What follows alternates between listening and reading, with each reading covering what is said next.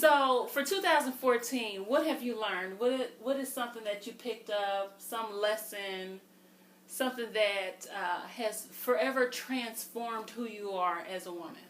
So something that I knew unmistakably, but learned, and it was drilled home in a very real way, is to never only have one income stream. Never only have one source of revenue. A job is great. You know, you have a degree, you have all this fun stuff. Oh, I have a job, I have this great career. It sounds wonderful until they don't need you tomorrow. Like, they don't want you to come tomorrow, but your bills are still due.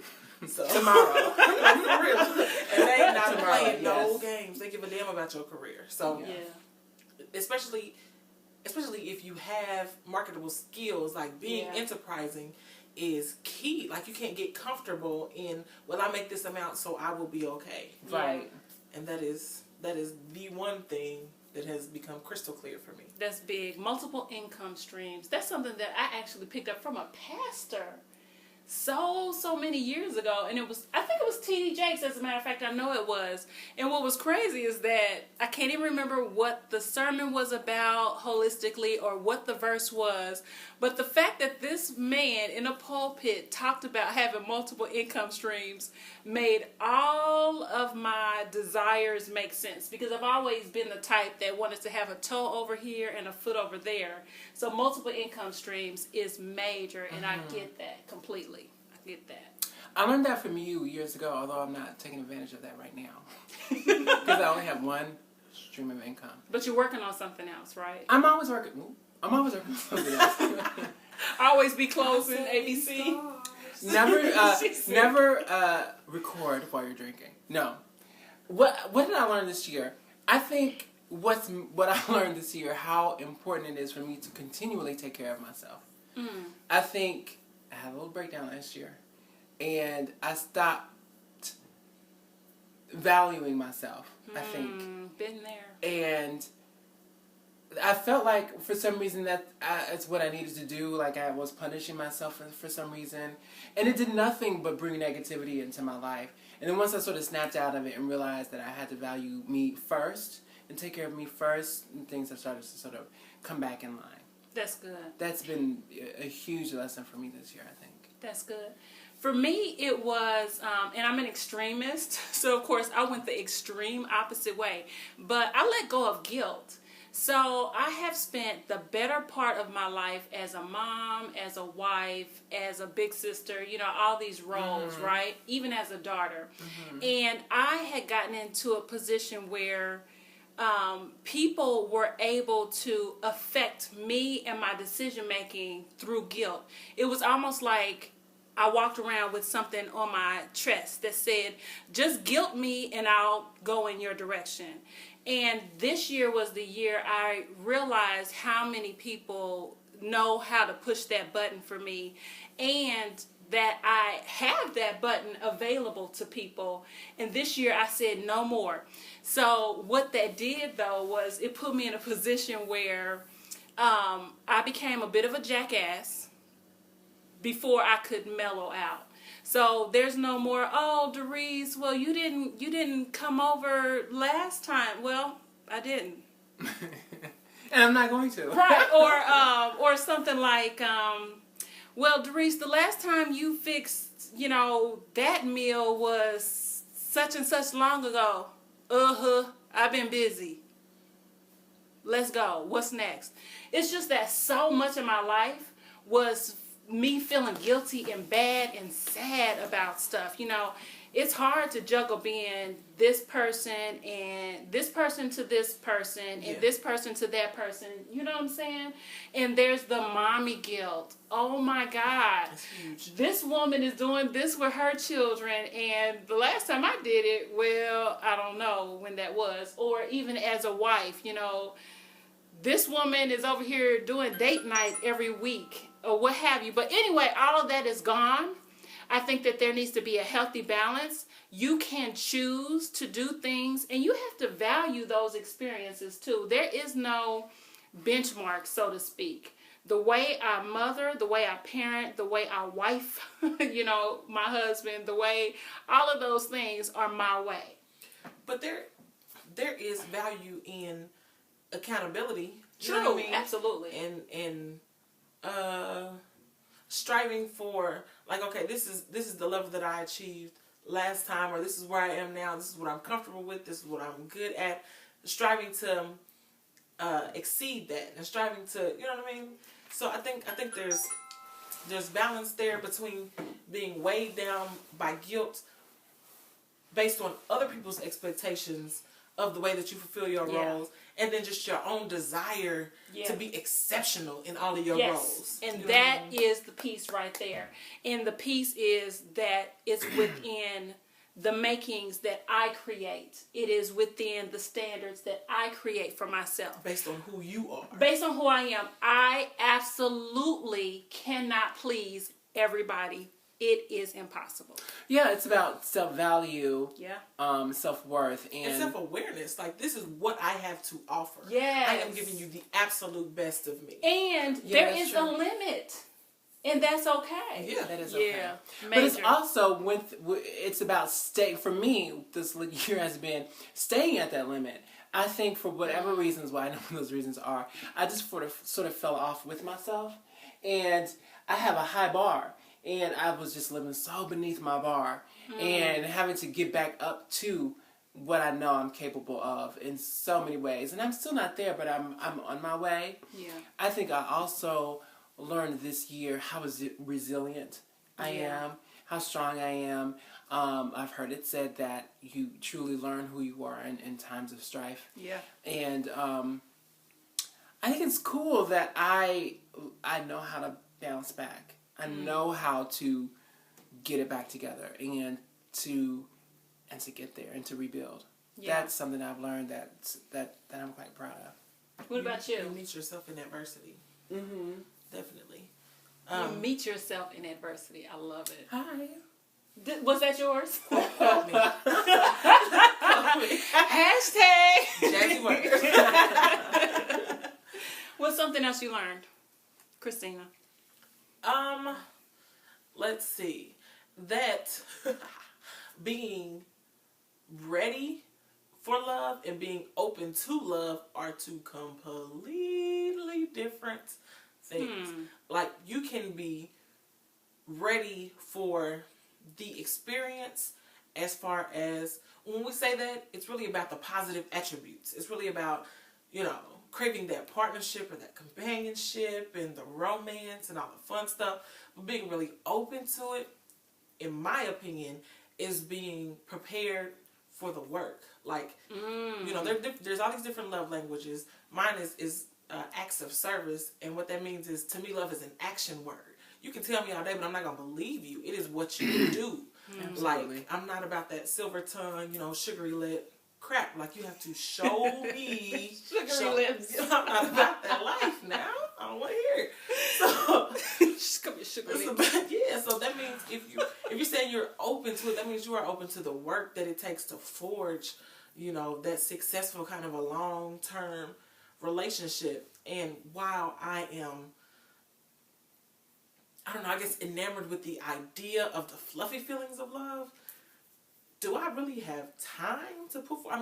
You have to specifically set aside. It's about giving. Yeah. It's about participating. And it is work to give love. It is also work to receive love. Yes, it is. And that's real, true. because somebody else's love language may not be the same as yours. So I have to seek out ways to see how you are giving me love and appreciate those from you. Like, if I'm looking for a blue square only, you can be giving me your beautiful red triangles all day. You know what I mean? And I'm not ready to receive those. So it's about that work of the give and take and really being committed to that. And that's something that I have learned. I'm in the process of, I'm not sure what it is I'm learning, because, I'm always looking. When I'm not always looking, I'm always open. So I try to keep avenues open.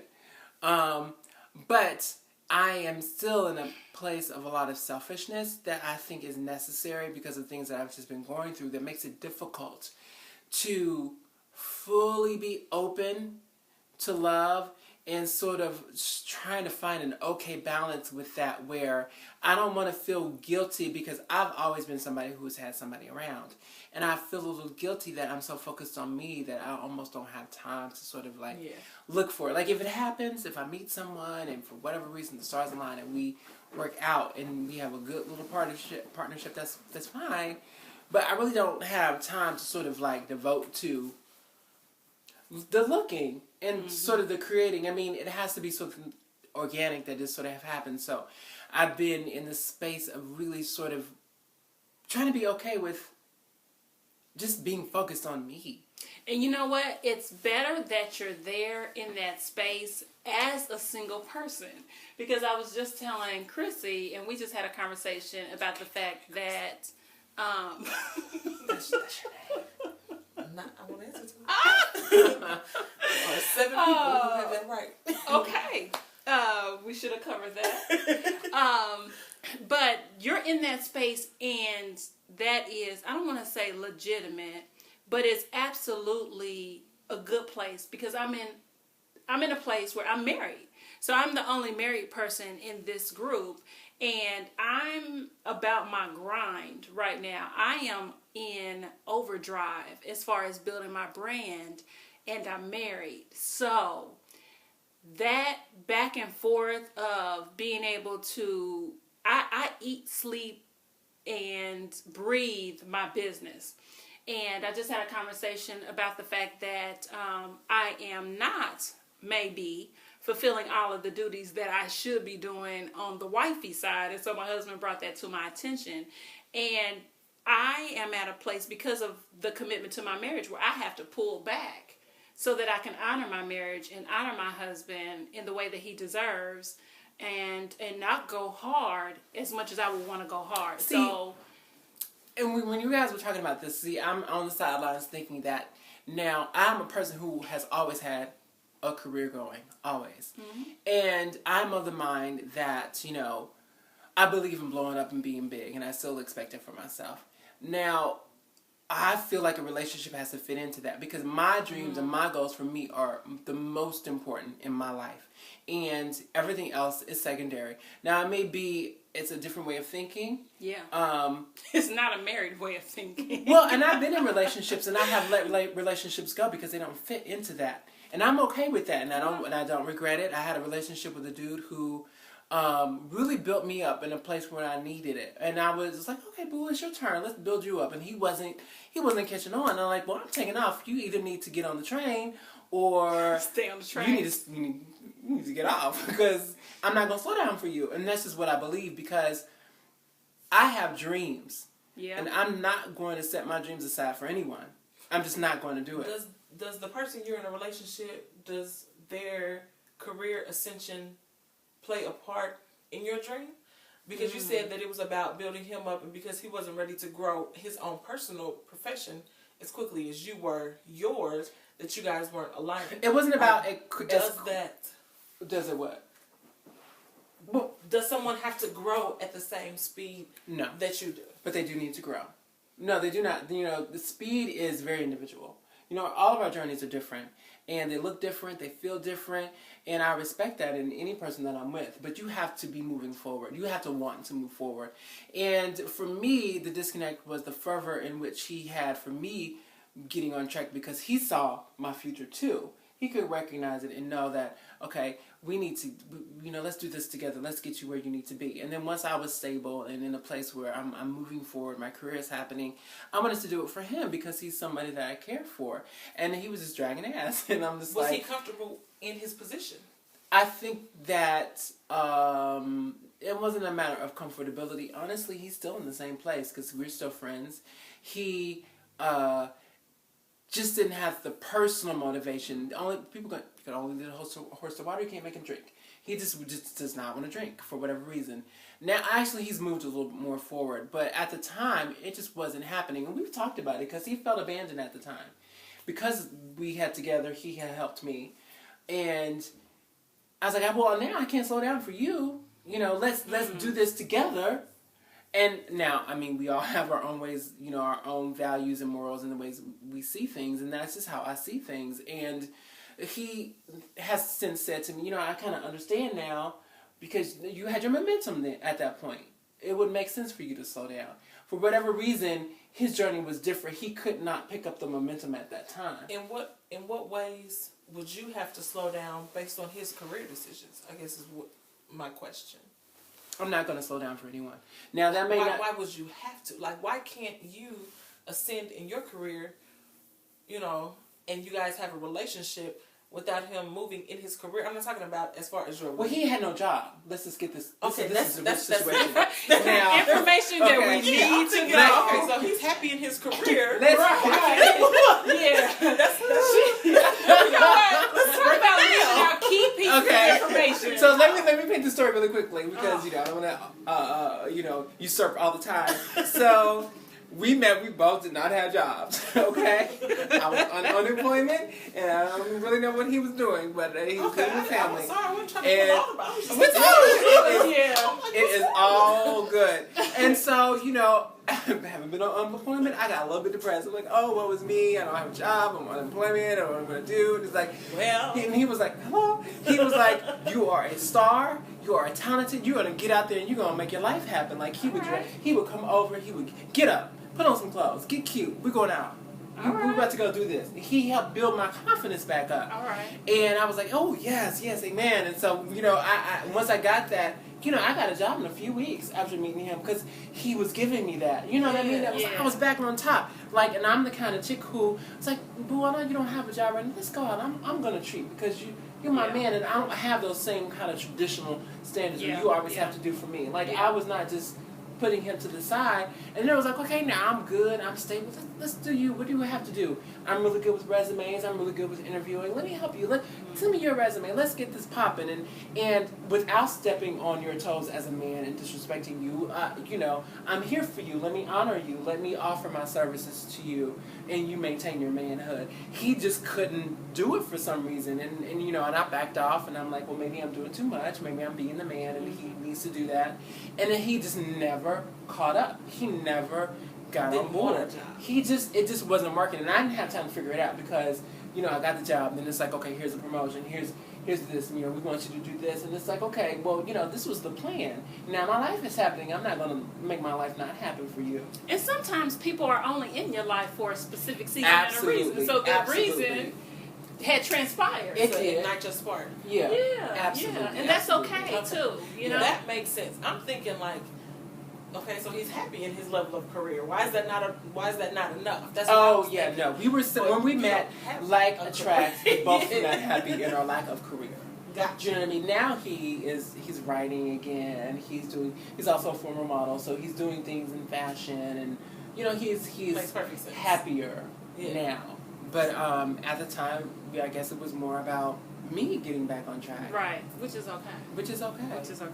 And I guess that's, for me, my perspective is, we were talking earlier about, like, for me, it's God, then me, then a relationship. Woo, child. And for me, it's God, then my husband, and then... And this is why I don't believe in that. And I just wanted to express this because I believe you can't give to anybody until you give to yourself. You've got to make sure that you're right before you can give to someone else. But there's a certain level of trust involved that there's a mutual feeding, that there's a mutual nurturing. Like, I am more aptly positioned to see the whole of you than you are, even if you're standing in the mirror. You know what I mean?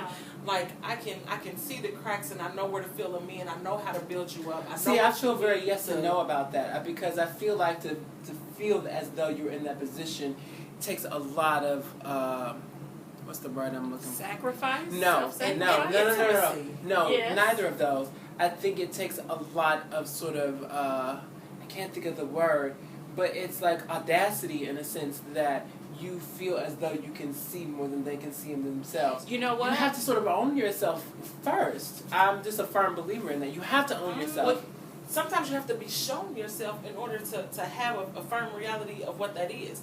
I think that you can't show somebody who they are.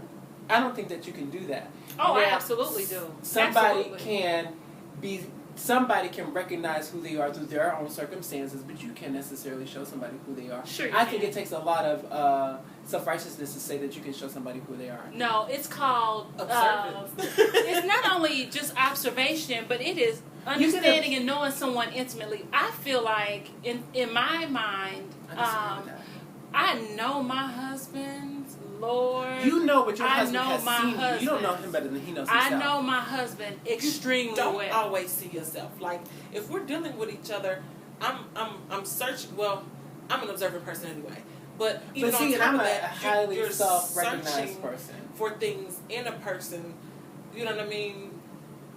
Even if it's just understanding, even if it's specific things, That's but it. it's not always like you are so busy being you and going about your daily life and trying to figure out, this and that. Yeah. That you don't always have time to stop and think, okay, how did this one decision that I made affect these 7 What other you are things? talking about are actions and observances. You are observing actions and things that have transpired, but nobody has been with that person longer than they have with themselves. And you don't always know the inner workings of someone and the way that they think and the thoughts that they think and what they have decided to share with you. Here's what you get as a result of being outside that person and watching and learning them. Mm-hmm. You get an introspection that is far different, because even just with the three of us, when I walked in within the first 30 minutes, you all said 2 things to me about who I am that I had not observed nor had I caught on to, and you were absolutely accurate. That's true. And that the same thing should transpire, I would hope, between in a relationship, because Okay, I think you that's are possible. acting. Yeah, you are. But that's acting just an things aspect out. of who you are. I wasn't saying this is who you are totally, Derice. Oh, This gosh, is an no. aspect of yourself. No, that but I've you were observed. right. Right. Okay. You're So right. it's true that there are things that you can observe about a person that they may not observe Absolutely, about yes. themselves, the way that they move through the Absolutely, world, right? yes. But to say that you know somebody in ways that, well, I guess, okay, I get it. Yeah, you can't, especially Yeah. with, how about when you are in a relationship with someone who is still trying to figure it out. So as they're figuring it out, and you're there every day watching You're that seeing process, you get to figure it out too, and you start to put together some I guess things. I'm so strong in my position because I have been in a relationship with somebody just knew for sure without a doubt that they knew who I was and they were not wrong. right. They were wrong. I think there's a difference between saying, I don't think that I didn't mean to say, I might know you better than you know you, but I can see you differently than how you view yourself. Well, that's so fair. it might just be, this particular thing where you happen to ignore this whole line that was Well, that's going true. on Now, see that I here. can get on board with that. You know That what I makes a mean? lot of sense to me. So there's that give and take, I think, in relationships where if it's done right, you know what I mean? And I'm saying that in theory, because obviously I ain't figured it out yet. You on your way. You know what I mean? But that there's a building up of each other Yes. that Yes, happens, or that Lord. can Absolutely. only happen in that kind of a partnership or that kind of a Absolutely. commitment. Absolutely, yes. Do you really think so? That it only happens in that kind of relationship? For instance, I mean, as you all know, I have a long-standing friendship with somebody I was in a relationship with. And one of the reasons why I think that we're still friends 10 years after we were in a relationship together is that nobody really knows us the way each other does. Through relationships, Yet. we both have... Yet. There you go. We were talking earlier, But we before both you have got been in here, deep relationships with other people. about how we could still, even from where we are at our age today, get married and be married for 50 years. That's true. That is true. And then all That of a is sudden, true. 10 years looks like, she's still pretty young. come on, You know what? fountain of youth. You and the third person. I tell you It's one of what. my favorite narratives. I suppose. Yes. All right, so we are obviously going to talk about relationships. It's just How are we doing on time? Because, We might have to break it up. break it up. You know how to do that. Yes. Yeah, I can And I handle need you to that. break it up for me because I like to place this on my channel. Okay. So this is a break that's happening right now, so I can reposition. No. I'm just saying Well, that we may yeah. not put the video feel on. like- This is a conversational break, and that's all this is going to want to tell my viewers because I'm going to post this to my channel. Sure. This is my other sister, Christina. Or Jazzy Words, because she's not that person. Christina is perfectly fine. We call, well, That's a 12-year-old white girl. Well, hey, let me I tell don't you even know something. her. You have been Chrissy your whole life to me. Exactly. And do I check you? You never do. Never.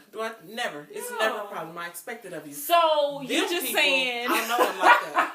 I know you. Y'all don't know my Okay. sister like Christy. Don't call If her you want Christy. to. Call her Christina. Please and thank you. Chris- However, Ms. we're Christina going to does call her words Chrissy all day. because that's what we But do. you don't know me like that. So please check yourself. Before you wreck yourself. Before she wrecks yourself. Because saying Chrissy is bad for yeah. Okay. Since we're spending all this time talking about my fabulous sister Christy, look at this wonderful soft scarf that's so ready for the winter months. Yes, She made though. this. It's a circle scarf. Isn't it fabulous? You know what's crazy too is that I love the fact that she found some yarn for what $1.99. $1.99 last That's night, what I'm gonna be selling it for. and she went home and decided I'm that's gonna it, make a I'm making a scarf. scarf, which is I'm gonna make 2 awesome. of them. And she made 2 of them. And one can be yours for the price of whatever. $15. But it kind of speaks to, you know, just how we go about the world. So what's awesome is that I did a conference last year at IU, and it was a diversity conference, and the topic that I spoke about was non-traditional careers, and the fact that there's no formula anymore where it says that you go to college, you get this degree, and this is your life. And what's awesome is that I did that conference with our other brother, our youngest. And we just kind of have a way of going about the world that is just that. It's Despite not how so many much. degrees we have. It's not so much, yeah, and there's a lot of degrees up in this piece. But it's not so much someone says, follow this path and go this way. As a matter of fact, have any of us... We just don't do that. We see yarn at a store and we buy it and we make scarves. You know, we do the damn thing and that's it. I was thinking earlier, I just want to put this, we're going to have a love moment because we're in my new apartment. We're sitting on my couch and we were having this really awesome intellectual conversation. I was sitting in a moment of appreciation when I was sitting here on the floor, and that not only am I so happy to be, you know, a black female having this conversation with other black females, but you know, you're my sisters. It's like, it's an awesome situation that we're able to love on each other the way that we do. So I'm just saying, I'm really appreciative of the bond that we have. Don't get too close to me. They were so sappy. You know what? They're so sappy. I am really savvy. You'll get there. I am And not. you know what? Low-key, you are there. You are. Yeah, but you like are. to mask yours. What was that you posted after the family got together a couple weeks ago? Hey, You bringing up old Okay. stuff. Oh, a couple weeks old. Anyway. After you told me that a Throwback Thursday picture from last year is too soon to be Throwback It was Thursday. like, you look the same. That's not the point of My throwback hair is different. That's not how it works. My That's hair- not how any of it works. My hair and my makeup was different. Your hair and makeup might be different Tomorrow. between It today will and be. tomorrow. Matter of fact, they're going to do a braid out tonight. Okay, anyway. Let's give the viewers Okay. something of value. They like this. They like this repertoire. This Do they? repartee. Okay. Yes. We Well. still want to break. Well, breaks up. All right, so let's talk about more of... Let's talk about sex, baby. Let's not. Let's talk about you. You know, the name of my channel is Tap Into Power TV. The name of my channel is my name, so whatever I do is fine. Okay, well, for my channel, let's tap into our power. Okay, our power. Now, Okay. don't edit this. Now, if you're going to edit this out, just send me all of this chunkiness, because I'm going I got you. Okay. So, power. Yes. Yes. So, 2014, lessons learned. What are we going to do better in 2015 as a result of living this? Well, this for year? me, because it's something I've been thinking about a lot, it's about focus. Okay. It's about consistency. Consistency really is the word for me lately. Mm-hmm. Like, you know, so many great things can happen from consistency Sure. because, you know, if you stay on your task, that's when the fruit starts to happen. So for me, with, you know, everything that I start new, it's about being consistent in and really taking my time with things and not abandoning projects that I start, but not abandoning myself. That's something that I've done from time to time, you know, throughout my life, is I abandoned me. And so from here on out, it's really important for me to be true to myself and to honor myself and to honor the differences, the quirkinesses, all the things that make up who I am, and being The really idiosyncrasies. the idiosyncrasies. Yes, it's a new word of the day. Number 3. Juxtaposition. Juxtaposition Glib. glib. Idiosyncrasies. There was another one, loquacious. So I just said that just It was just kind of fun. It's good. But yeah, being consistent in my business, in my brand, in everything that I bring to the table, and not losing myself. That's what it is for me. Okay. I think consistency is big. Even with the two things that I mentioned about having learned in 2014, which were, of course, multiple income streams, and then being not only ready for but open to the possibilities of love. Consistency is the key. Like, I can say, from today's date, 2014, and back, like, I've never been devoid of great ideas or opportunities. But you can define my, existence by a series of fits of stops and starts. You know what I mean? Like, oh yeah. Like, I get very, very excited about a thing, and then squirrel. Like, there's something shiny over here. You know what I mean? Like, so settling in. I think that I have made extreme strides in that. One point being specifically in November of 2009, I got that kid, and things just got real as HE double hockey sticks. Like, this is a settle in moment, and it was, and I grew.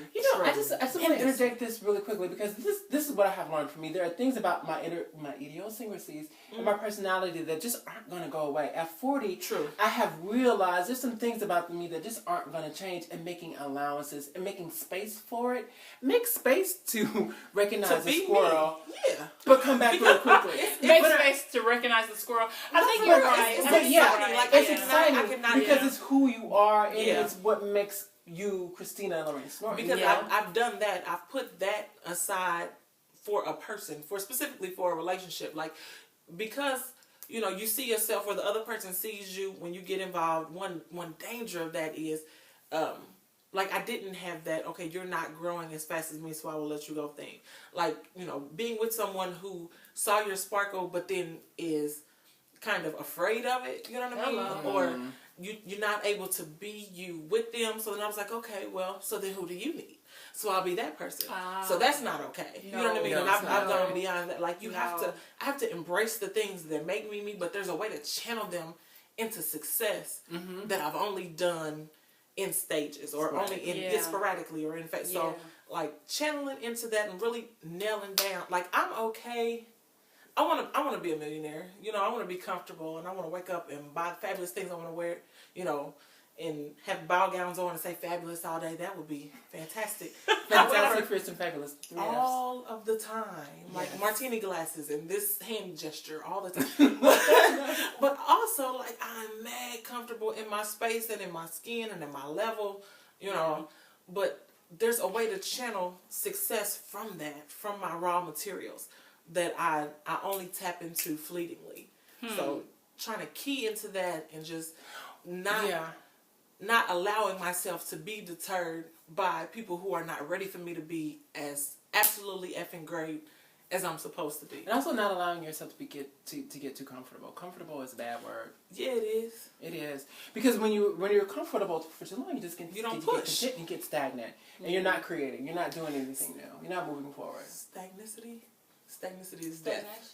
Stagnation. Stagnant. Yeah. Well, I took a little bit of poetic license in there. Okay. I just decided that's a brand new conjugation. Webster, put that on the book. Check it out. But also send me a check.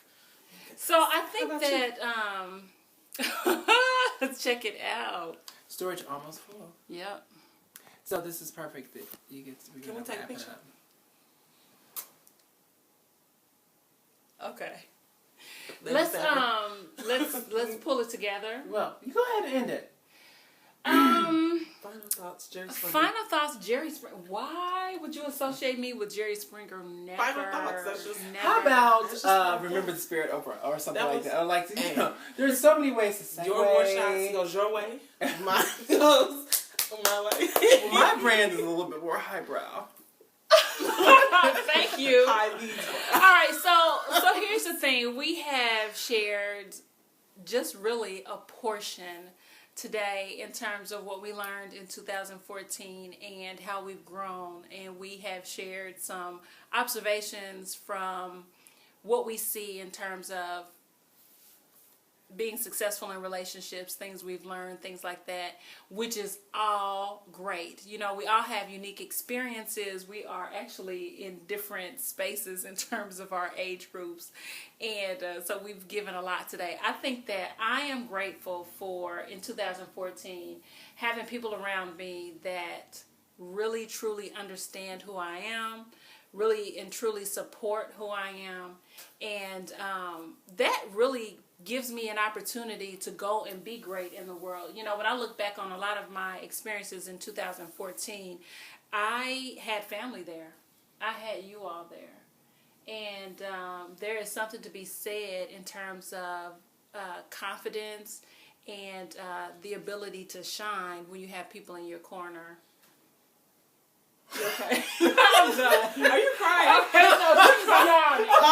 Yeah, she's yawning. So I'm done. I'm done. It was some sappy shit. Yeah, I'm done. I thank you for watching. I'm just done. Don't be done. Thank you for watching. Please subscribe. I am Doris Renee. You are. I am Kenari Girl. And you are. Christina. Jazzy Words.